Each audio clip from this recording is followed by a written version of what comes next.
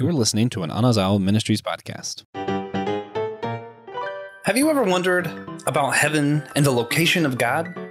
Well, if you are looking for a podcast with all of the answers about the heavens, that's going to help you better understand your faith and figure out where to find God, where is He? Then you have come exactly to the wrong place. But if you're looking for a show that's going to ask you big questions to struggle with differing opinions of smart theologians and philosophers, that's going to leave you completely clueless, then you have found the perfect show for you.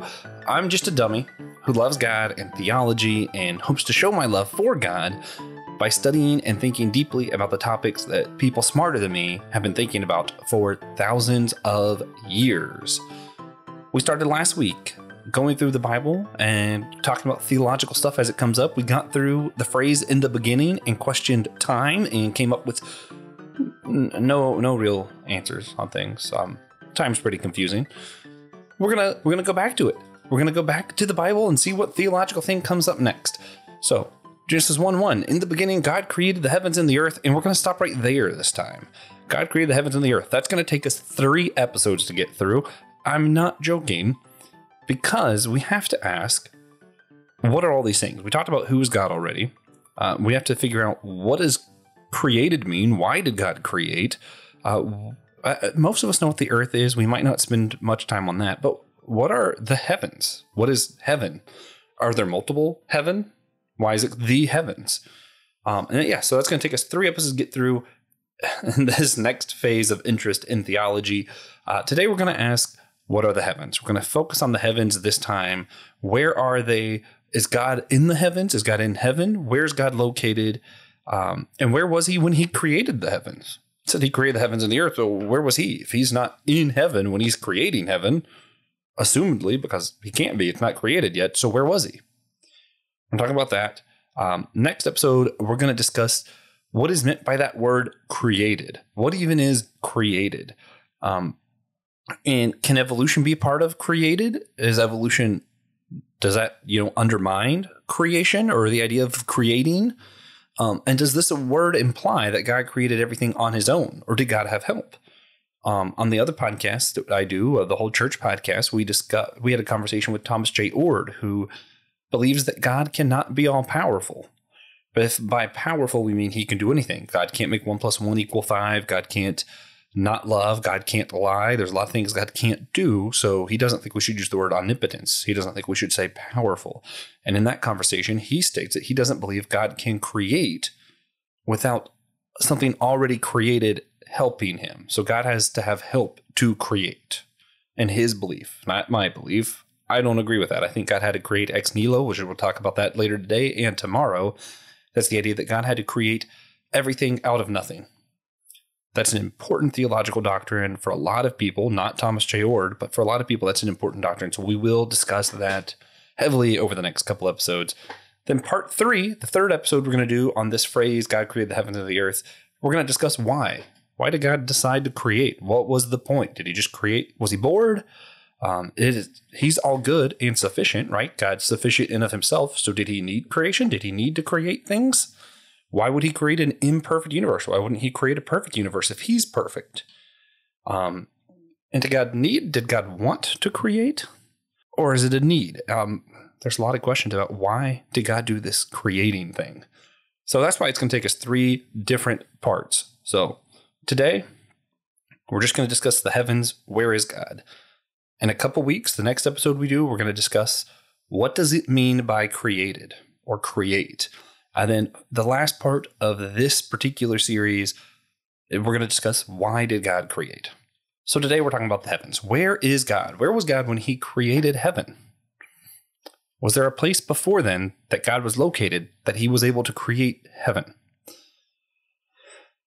Let's look at some Bible passages. I'm a big fan of all kinds of theology. We talked about in the very first episode the different types of theology, one of which is biblical theology. So we're going to look at Psalm 139, verses 7 through 12. Especially when you're trying to figure out what the Bible means by a thing, it's helpful to look at other parts of the Bible, even though they weren't all written by the same people or any of that. We'll get into that one day when we talk about hermeneutics. But it is still helpful because these ideas build on each other, inform one another. And in some way, I believe the Bible is inspired by God.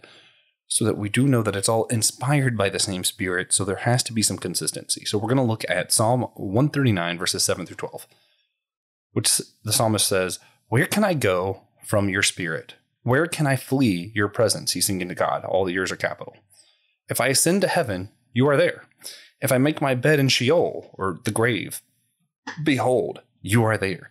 If I take up the wings of the dawn, if I dwell in the remotest parts of the sea, even there your hand will lead me, and your right hand will take hold of me. If I say, surely the darkness will overwhelm me, and the light around me will be night. Even darkness is not dark to you, and the night is as bright as the day. Darkness and light are alike to you." A lot of times people like to focus on these verses. It says God avoids the darkness, and dark is where evil happens, and light is where good happens. Well, this verse says the dark and light are the same to God. God created both the same. And you see, he tries to go to the grave. He goes to Sheol. God's there. If he went to heaven, God would be there. If he was in the sky, God's there. If he's in the water, God's there. God's everywhere according to him. So there's this idea of God filling all space. God is in all things. God is everywhere. That is the immanence of God in all of creation. It's sort of what's hinted at by the psalmist in Psalm 139. So if God's everywhere, is that it? Is that the end of the conversation? We talked last time. There's a lot of verses that says, God, you're far off to me. You're in the heavens, far away. So we've talked about this before when we talked about God. Is he far away? Is he transcendent? Or is he immanent? Is he in all things? The Bible suggests both at different times. But can we say he's both? Can we say he's far away and right here with us everywhere? I mean, that kind of seems like a paradox. Good question. So we can't answer or even think about where God is without going back to what God is. And, of course, I know you guys are going to love this, but what is time? We have to go back to what is time. So if God is love, if he's a spirit or he's wisdom or any of these like untangible things, intangible kind of ideas, if he's just kind of a construct, then God doesn't need space or time. He doesn't need to exist in a place or in a time. He's just a thing that maybe we can tap into, maybe we aren't. Maybe it's like the Force, like Star Wars. So questions of when or where God are completely moot. Like they're nonsensical questions if that's what we say God is. If we say that he's only spirit, he's only love, he's only wisdom, if he's only those kind of corporeal things, then he doesn't need space or time. The whole question is just dumb. There's a problem with that, though. And that's, we see time and time again throughout history of the church, throughout the Bible, throughout my own experiences, and this is what makes it hard for me personally, God interacting with this plane, with physical things, with things that are truly tangible in here. I went through a car accident. I should have died. Even though the other guy's lawyer said it was a miracle I lived, I think God interacted. God can't interact with the physical unless he has a physical part, unless he has something tangible about himself or the ability to become tangible. Let me kind of explain why I believe that and what I mean by that. If God is more tangible, if he's like an actual being, he has his own thoughts, his essence, ability to interact with the world physically. If he's able to interact, he has to both have space and time, temporal and spatial properties, in order to interact with things in that dimension. Think about it this way. In order for me to interact with this cup that I'm drinking out of a cup right now, I can interact with it in a total of 3 dimensions. You know, I'm able to put my hand on it and grab it like it's a 3D thing and interact with it in that way. If there was a 4th dimension of it, I could not perceive it, so I could not interact with it, if that makes sense. If it existed in some other plane outside of what I'm able to see, while I'm putting my hand on the cup, I'm going all the way around. I don't feel any other things because I'm a 3-dimensional being. But if my cup was a 4-dimensional being, I wouldn't be able to interact with it in that 4th dimension. Think of a square, right? I'm 3-dimensional. I can interact with the concept of a square in every dimension it exists. Because a square exists in 2 dimensions, I exist in 3. 2 of the dimensions I exist in are the same of that square. So even though it's a flat thing, I can fully interact with it. I can fully interact with something that is 3D. But let's reverse it. If I were a square, I could not completely interact with this cup because it is 3-dimensional. And squares are 2-dimensional, so I can only interact with it on those 2 dimensions. I don't know if you're following me or not. Imagine square, it can interact with one part of this cup at a time, all the way up. but it can't interact with all three spaces. So it can't interact on the X, Y, and Z things because square only exists on the X and Y planes. I hope that makes sense. Square is a two-dimensional thing, so it can only interact in two dimensions. So basically, in order to interact with something else, you have to have the same dimensions or more than it. I cannot interact with like a black hole, for instance. Or if it helps, think about it this way, even though these aren't dimensions, so this is going to get confusing. But if you ever go to like a 4D theater at Disney World or something, they'll have, you see it in 3D, like it's coming out at you. And then there's also smell. Smell is not actually a dimension, but for our purposes of this discussion, let's pretend like it is. There's smell, there's stuff where you can feel it, that kind of thing. But I can't interact with smell. I can smell things, but I can't interact with the smell part of it because I don't have that dimension. Does that make sense? Unless I was a scent. If I was a scent, I could contact that other scent and change the scent. But outside of that, I cannot. So even though scent's not a dimension, I hope that kind of helps you visualize what I'm talking about. Basically, what that means logically, God can exist in all of the same dimensions as us if he interacts with us. He can exist in all the same dimensions as us, or possibly more dimensions than us to interact with us. What he cannot do, God cannot exist in less dimensions with us and interact with us fully, because that means we exist in three dimensions. A two-dimensional thing cannot exist with me, interact with me fully, the same way that a 3, 4, 5, 6-dimensional being could. So God needs to either be three-dimensional or more. I hope that helps. I know that's extremely confusing, but basically, if I exist in space and time, and God's going to interact with me, he at least has to exist in space and time. He might be able to exist in other dimensions as well, but he has to exist there too, or have the ability to transition into existing in those dimensions. So the reason I don't think God can be immanent if time is static. We mentioned that last episode. If time is just a static thing and everybody has their own temporal parts, but time itself doesn't really exist, it's going to be because of kind of my own biases in what's called multidimensional theories. If I only have these static temporal parts, they're unchangeable because time isn't really real. My death is just part of me in a different time, and my birth is part of me in a different time. None of it can change. Everything in between is just fixed parts of me that I can't physically see. I just have these different temporal parts.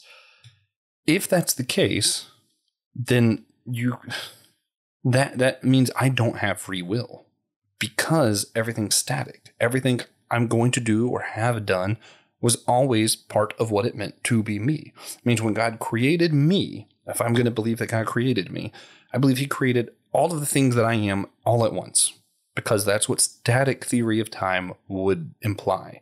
That means I didn't have free will. I didn't have the choice to believe in God, to get salvation, any of that.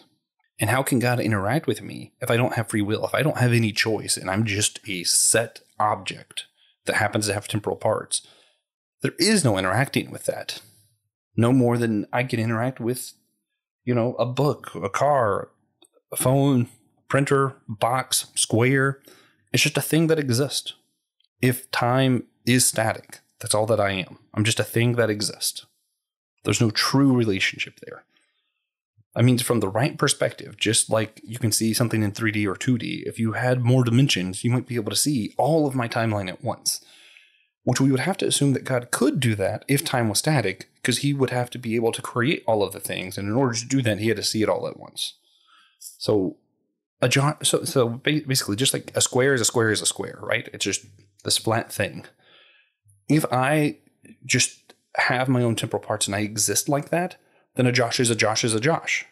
God can't have any more relationship with me than I can have a relationship with the idea of square. A square is a square. A Josh is a Josh.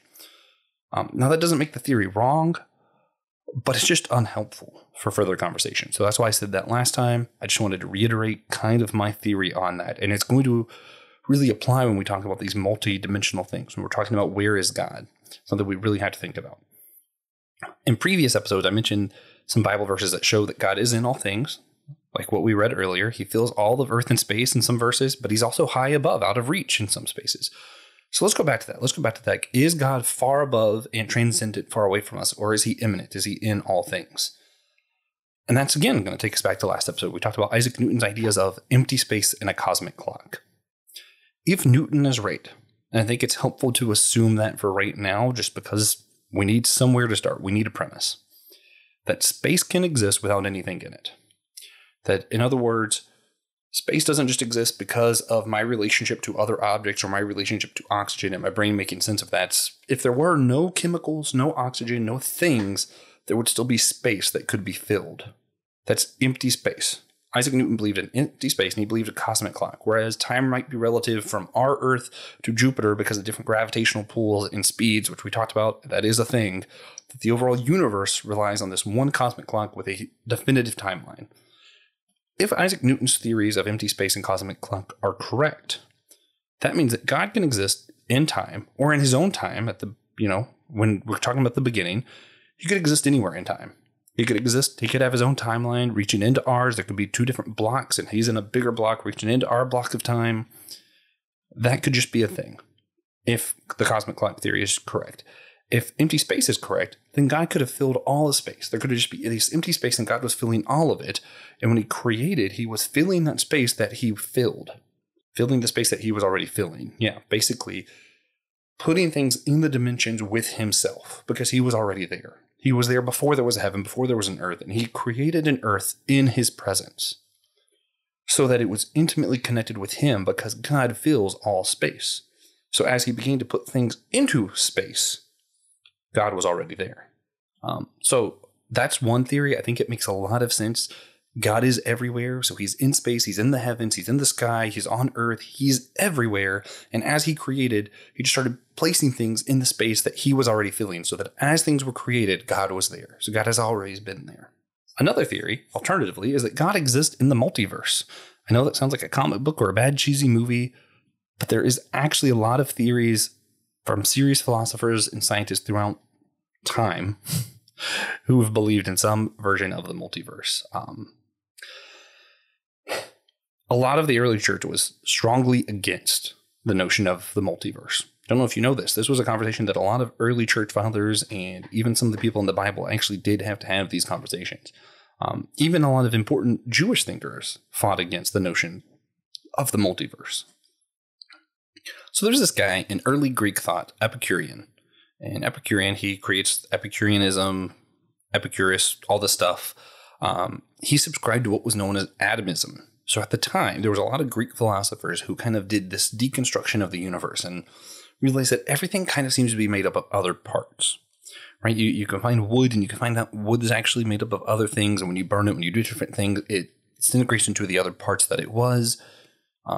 Same thing with a lot of different stuff, basically. I know that sounds dumb, but, creation, when you dissect a rabbit, you find it's made up of a bunch of parts, et cetera, et cetera. So they theorized that everything actually must come down to these two-dimensional shapes. These tiny itty-bitty particles must be interacting to create all of things. And they called these tiny particles atoms. And they believed atoms could exist in infinite numbers of different shapes. Now again, this is philosophy, not science. Later, when science discovers the atom, they discover the tiny parts and they name it after atoms from this philosophical theory from thousands of years before the actual discovery of atoms. I know that gets confusing, but this is where the word atom comes from. So in atomism and Epicureanism, there's some tenets of these beliefs in Greek philosophy. They believe that nothing comes from nothing, as in everything in the universe had to come from something else, and that nothing can become nothing, as in I don't die and become nothing, because I am something. When I die, I become something else. Or all the atoms that were me become, those atoms get used to create another thing. As far as the physical world's concerned, that's mostly correct. They believe that everything is atoms and void. So all things exist because these tiny little shapes are interacting, and the little spaces between them, combined with the little shapes, is what creates all of the other things. That's pretty dang close. I mean, it's not shapes. We know what atoms are now, hopefully. If not, that's more of a science podcast thing, but It's weirdly close. There's no such thing as void, the way that they thought of it, but whatever. Infinite atoms exist. There is an infinite number of atoms. We know the universe is ever expanding, so again, that's pretty close to reality. Another belief of atomism is we cannot conceive of every shape that an atom will make. You know, all of the different shapes, they're all just tiny shapes. Some of them are shapes that we couldn't even think of. Okay, whatever. Atoms move constantly because of the void. That's another belief of atomism. One more is everything comes from a collision of these atoms. And thus, any number of realities in physics could exist in parallel universes in other dimensions alongside our own. So because all of this around me right now only exists because tiny little atoms are interacting to cause them to exist, that should also mean that any other infinite number of parallel universes, the same thing's happening, but those collisions in different shapes are creating other things in the same space that I am in. So that's how we get the idea of parallel worlds, parallel universes, all of that. It comes from this Greek thought and what they believed atoms were and what everything was made up of. A lot of it's pretty close to our own. A lot of scientists still take some of this idea pretty seriously. If you go back to some of the theories of the Big Bang, and we see that that's where we get, they believe, that's where we get a lot of the rules of physics. You know, reality kind of unfolded at a certain point. And if that's true, that should mean that any other number of realities could have unfolded at the same time in the same space even. So we would have these parallel universes. So it's also kind of, some modern scientists believe this. It's not an extremely popular scientific belief right now, but it is kind of a continuation from Greek philosophy to modern science where they believe some of this. They've had a couple different satellites go out. Some suggest that there are evidence that different laws of physics exist somewhere out there. And there are some that suggest, no, that's definitely not true. Some scientists will say that as the universe is ever expanding, some pockets are created where different physics, different rules of reality appear in these little pocket dimensions, basically. There's a lot of different theories of multidimensional whatever. If it's true that there's parallel universes, parallel worlds, then one theory is that God exists in one of these and was able to construct from whatever rules exist in his dimension. He's able to construct the rules that create our dimension, the physics and stuff that created our dimension. Or that God's able to exist in just another dimension. God created all of the things and he just kind of stepped aside in his own pocket dimension and chooses when he wants to come interact with ours or any of the other parallel worlds. So that's another theory of where God is. Look at 2 Maccabees chapter 7, verse 28. I know that's not in a lot of our Bibles, but I think it's important for this. So this is a lot of people, Apocrypha, our Catholic Orthodox followers. Y'all know this one. I beseech you, my child, to look at the heaven and the earth and see everything that is in them and recognize that God did not make them out of things that existed. This is part of, early Jewish thought, early Christian thought was everything made, God had to make it out of nothing. Which kind of tracks, right? Like everything had to come from something. And that is one of the big, battles that the early church and Jewish thought was having with atomism, is they believe that nothing comes from nothing, as in everything had to come from something else, that everything must have always existed, and there's just changing form. There was no true beginning to stuff. Stuff just came from other stuff that came from other stuff forever, because everything's just these little atoms. And thus, part of what Epicurus and a lot of people who believe in atomism would argue is that if God exists, he's just more of these atoms colliding, because there is nothing outside of atoms to them. That's just what they believe, and that's why the church reacted so strongly against it, because A, God can't exist as the same stuff as us and be all-powerful. B, if God's made of the things creation's made of, then he couldn't have created creation. And C, we believe that everything was made by God from nothing. Most of us, not all of us. We'll have that discussion more as we go on, but that is one of the more popular Orthodox beliefs, is this creation ex nihilo. Philo of Alexandria, he was a Hellenistic Jew. Think of the time of the early church. He was around that same time. He made a lot of arguments, Platonic arguments. So he was a follower of Plato against this idea of atomism. He kind of stated that nothing is self-perpetuating, as in it kind of defies reason to think that all of creation came from all of creation, because eventually there had to be a first thing to put all of the other things in motion, or else even if atomism was real, these atoms would just be stationary in one spot. Something had to put motion into motion. He said the same thing with time. Time is progressive, which means something had to start time to put it into progression. And that's so he kind of had, even though I don't think he would have put in this term, more of a dynamic, linear progression of time philosophy. So he believed that God had to create space and that God had to create time. And he is actually the one that created the doctrine of creation ex nihlo. Of God had to create everything out of nothing because something had to start it all. And God was that proto-existent thing. God was the first thing. Augustine also, St. Augustine, he fought very hard against atomism and Epicurus, all that stuff.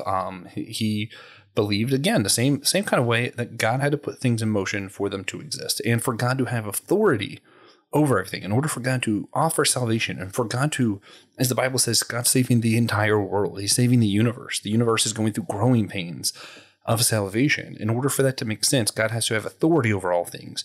God can't be made up of the same stuff we're made up of. God can't be part of creation and have authority over creation. So God must be higher than creation. And in order for that to be the case, he must be the creator of creation. So St. Augustine kind of developed a lot of his philosophy and a lot of the philosophy of creation ex nihlo and what we believe about creation, God's authority, and salvation all depend on some of this Augustine Platonic thought, some of what Philo of Alexandria came up with as a Jewish philosopher. All of that is how we get to our modern day beliefs of creation and salvation, and why it's so important to us. Not necessarily because it's directly in the Bible, but because of the reasoning that developed in reaction to atomism in the early church. So God must either have matter or be able to become matter in order to interact with us, though. So even though we see Augustine, we see the other thinkers saying this idea of God has to have started before creation in order to start all the things. If he was made up of the same thing as us, if he was part of creation, he has no authority to create or to save. But also, if he's going to interact with us, as we mentioned earlier, he can't be a two-dimensional thing interacting in our three dimensions. He has to either have the same or more dimensions than us. Now, could God exist in another dimension? Yeah, that's possible. He could exist in one of these parallel pocket universes, any of these things that other people are talking about.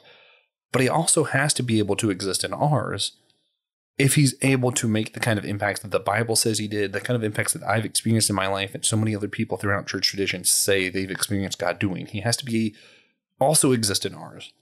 So there's still the same problems. So if God can't be made up of the same stuff as us, he's made up of the same stuff that's in another universe, well, he still has to be part of our universe in order to interact. So he still has that problem of what is God made up of?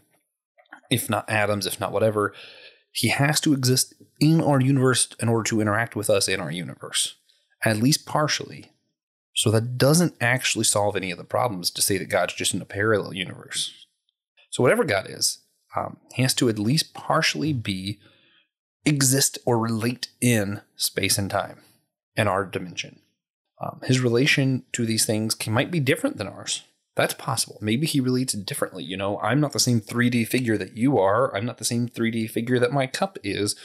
Maybe he has different properties in time and space and everything else, but he has to still exist in them in some way in order to physically interact with them. So he can be more dimensional, he can relate differently, but he cannot logically be in less dimensions than us. Okay, so if God is both filling the heavens and the earth, and or sitting on a throne in heaven far away from us, where's heaven? What is heaven? So the Hebrew word I'm going to butcher is like shamayim. Shamayim. There we go. That word in the Bible, it's sky, it's heaven, it's God's realm. Kind of it's space, but they didn't have the idea of space yet. So when it says God created the heavens and the earth, they mean earth, because they didn't know earth was round. And the thing above the earth is what they called the heavens. So atmosphere, space, all of that. That's what they really meant when they said heavens a lot of the time. That's why the word for sky and heaven are the same, because that was kind of their concept. So they were constrained to the language that they had. They believed that heaven had to be high up above because there on earth, below earth seems to be more dirt. So they figured up above is where heaven was. So they just had one word for sky and heaven. And, God's realm, all of that is just shamayim. It's all the same thing in their language. So even when they're writing the Bible, if they mean different things, they're still constrained to one word because that's all they had.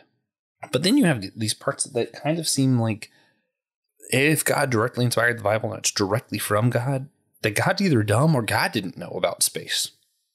I mean, which, God's dumb.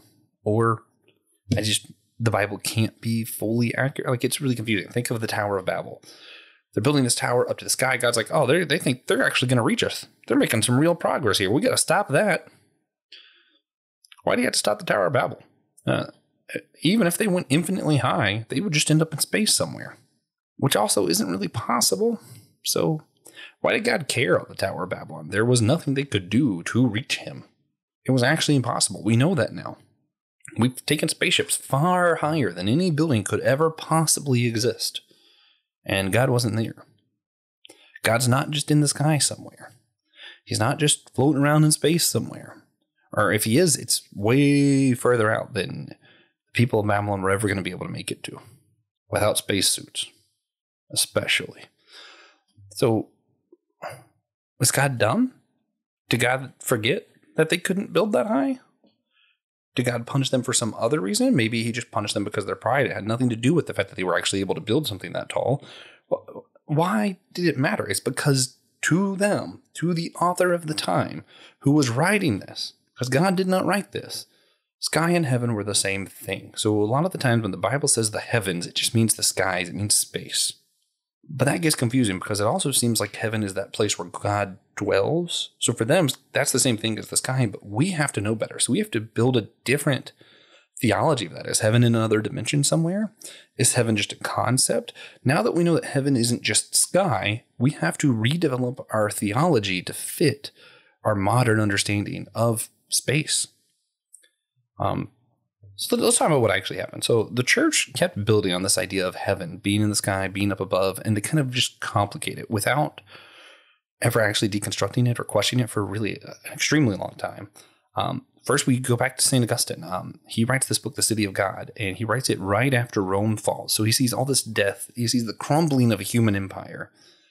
And he realizes that he needed to write something that's helpful, not only to the current time, but also for future generations to think about. Do we only exist in our empires? Where is God? Where is the city of God? Are we part of God's empire? What's going on? There's a really cool quote that I wanted to read from this book, The City of God. So this is St. Augustine. Is it this good which we are commended to love with our whole heart, with our whole mind, and with our whole strength? It is toward this good that we should be led by those who love us, and towards this good we should lead those whom we love. In this way we fulfill the commandments on which depend the whole law and the prophets. Thou shalt love the Lord thy God with thy whole heart, with thy whole soul, and with thy whole mind. And thou shalt love thy neighbor as thyself. For in order that a man might learn how to love himself, a standard was set to regulate all his actions on which his happiness depends. For to love one's own self is nothing but to wish to be happy. In the standards is union with God. When, therefore, a person who knows how to love himself is bidden to love his neighbor as himself, is he not, in effect, commanded to persuade others, as far as he can, to love God? I love this book. The whole book is just rich with good philosophy.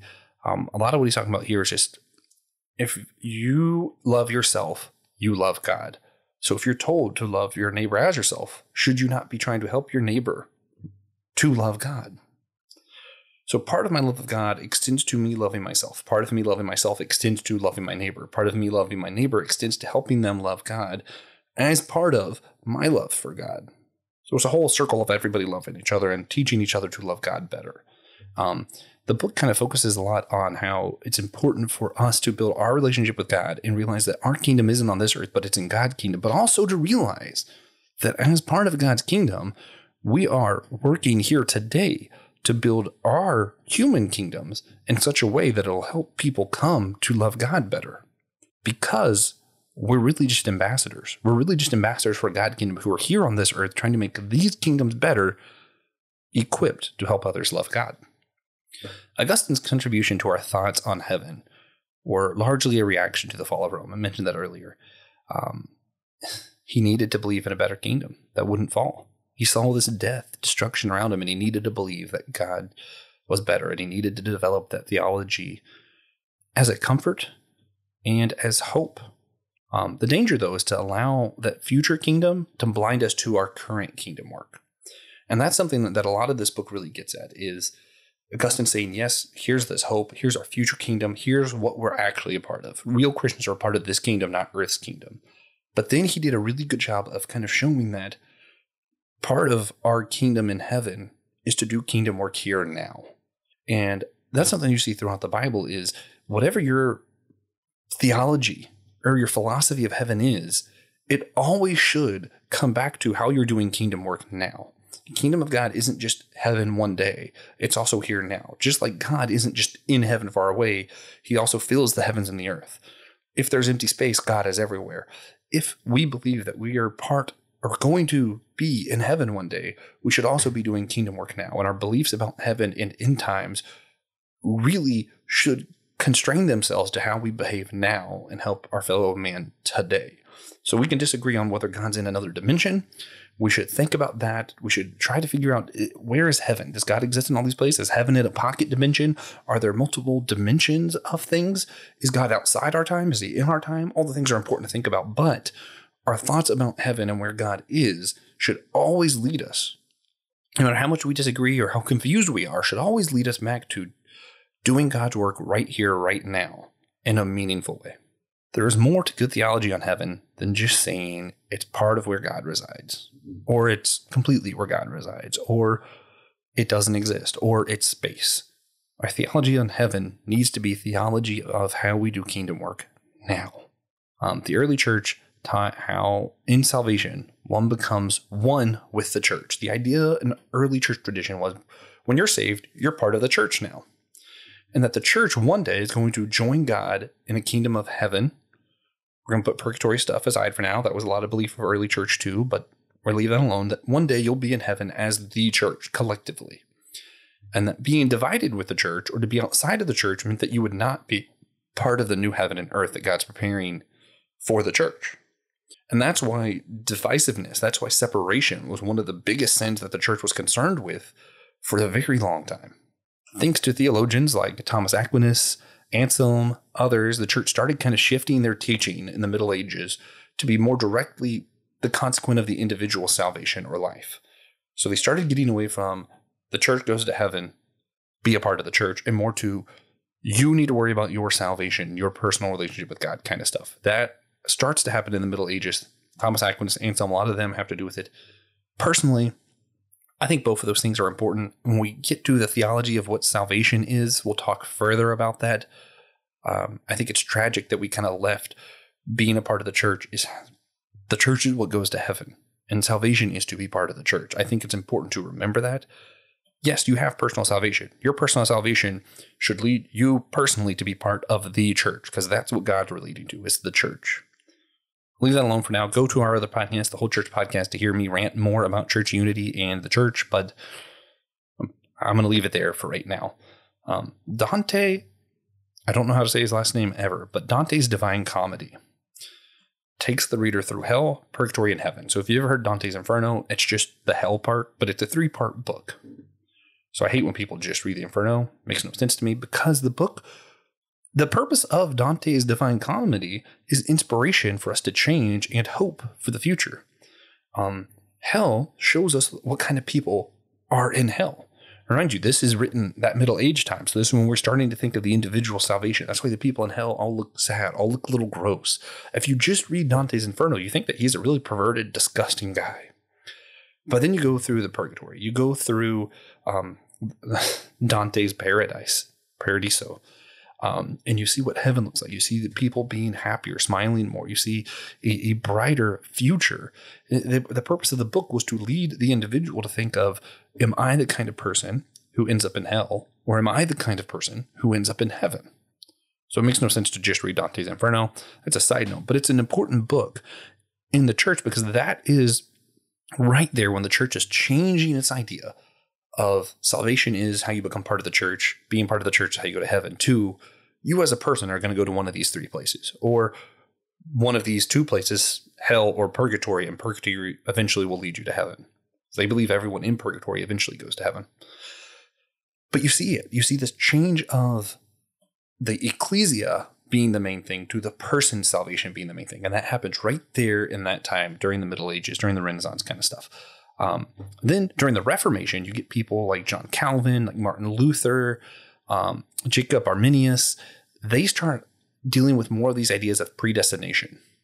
So you see it kind of develop a little bit further. So you have these ideas now of not only is it we're getting away from the church goes to heaven, be a part of the church, and salvation makes you part of the church. We got away from that already. We started shifting the focus the church did to this personal thing. And now the reformers take that conversation to even a further part, and I think often a disgusting part, but just me personally, I don't like the idea of predestination. I don't like a lot of the Calvinist points of the elect stuff. I know where it is biblically. I'm happy to discuss it when we get to it one day. I'm happy to discuss with anyone who emails me, but I don't like a lot of the elect stuff that gets thrown around. But again, that's just a further examination of personal salvation. You know, John Calvin teaches that that God has the elect. He kind of knows who's going to go to heaven. He predestined people for that. He created you with the purpose of eventually going to heaven. A lot of that builds on this idea that God doesn't exist in time, that God is outside of our time and outside of our space, examining things. And when he created, he just knew where everyone was going to go because God's all knowing and exists outside of time. Jacob Arminius, his belief, a little bit different, also the same time of the Reformation, sort of similar times. God made creation to have union with creation. The reason God made everything is so that he could be united with the things that he made, so that he could interact with us. That includes the earth, that includes the heavens. God did not make us, and he did not make the heavens so he could one day have communion with those that he likes or has pre-chosen. So Arminius didn't think that he created some people for hell, that he just created some people just because. He believed that God created everything because God wanted relationship with everything, and that included the heavens. Obviously, a lot of this conversation is getting really close to this salvation and other doctrines, but this is just kind of showing you where our belief of where God is and where heaven is kind of impacts how we view these other doctrines, these doctrines of salvation, these doctrines of sin, these doctrines of ecclesia and the church. A lot of our doctrines kind of hinge on one another. So this is building out of where is God, where is heaven. So does heaven or hell exist? Or do they exist yet? We look at Luke 16. They're kind of this idea of a limbo, a purgatory. There's this thing called Abram's bosom that it talks about. Is that like a pre-heaven? What is that? The Bible doesn't say. People have argued about it forever and continue to argue about it. It could be limbo. Could be purgatory. Might be like a holding place for heaven. You know, Jesus said he goes to prepare a place for us in John 14. Maybe heaven's not ready yet. And before heaven's ready, we all just get to hang out in this place called Abram's bosom. Who knows? Is heaven even exist yet? Maybe not. If Jesus is preparing a place, maybe heaven's not ready yet. Maybe heaven's like in construction. I don't know. I don't know how heaven relates to time any more than I know how God relates to time. So that goes back to this multidimensional theory. It goes back to this, how does heaven exist in time and space kind of theory? What does Jesus mean when he says preparing a place? We don't know what Abram's bosom is. We don't know where heaven is, if heaven is, any of this. The book of Revelation has a lake of fire, and it has a lot of things that exist that people get thrown into before hell is finally made. So maybe hell doesn't exist yet. Maybe heaven and hell don't even exist yet. Maybe they will one day, and they're just in construction right now. And in the meantime, we either go to Sheol, the grave, or Abram's bosom, which is like pre-heaven. There's a lot of possible theories out there that theologians have been arguing about for a long time. The book of Isaiah and Revelation say that there's going to one day be a new heaven and a new earth. So maybe there's a heaven now. Maybe that's Abram's bosom. But then what God's really working on is new heaven, new earth when he starts over. And the new heaven is what we're really talking about a lot of times. We're talking about one day going to heaven. I don't know. I don't have any strong answers for you here. What I do know, that our ideas of heaven should help us be the kingdom of God right here, right now. Or else these ideas, these discussions are useless if they're not helping us do that. So hey, let's disagree. Let's ask these questions. But let's make sure that whatever our answers are, it's preparing us to be the kingdom of God right now. the city of God here on earth during the city of man. We are the ambassadors to the city of God in our own time, in our own place. Before he does the new creation or does the Big Bang Part 2, whatever God does next, what God has in mind is for our theologies of the end times, for heaven and hell, to help equip us better be Christians right now. And the church, collectively, is going to be one. We'll be united in the new heavens. That's one thing I do know for sure. I know that heaven is more than where God dwells, because God is everywhere. God dwells everywhere, heaven and earth. I know that we don't know when it is, and we don't know where it is. I do want to do one thing. I want to leave you guys with 3 questions to think further about. Email me, talk to each other about it. Whatever you want to do, I hope thinking out these 3 questions will help you better know where to study, what to ask, and worship God more with your mind. First, and these are all questions from today's episode, where is heaven? Better yet, maybe you should word that question, where/when is heaven? Next is, how is God immanent? How is God in all things if time is static? The third question would then be, how do my ideas about heaven help me be a better Christian today? So take those 3 questions with you. I don't have any clear answers for anybody. That's not what we do here. I hope to leave you with more questions than answers. And I think those are 3 really useful questions in our quest to be better Christians and better workers and members of the kingdom of God today. So all that said, I hope you're all just as confused as I am. I hope that you're inspired to study great theologians like Thomas Aquinas, like Dante, like Augustine, like Philo. I hope you're encouraged to study people like them more deeply on this topic, and that you're able to go forward in your own faith journeys a little bit deeper, thinking a little bit more. Thank you all so much for joining this dummy on his journey to learn more about God and to love him better. I hope this has encouraged you to worship God in your own thinking and to keep on struggling.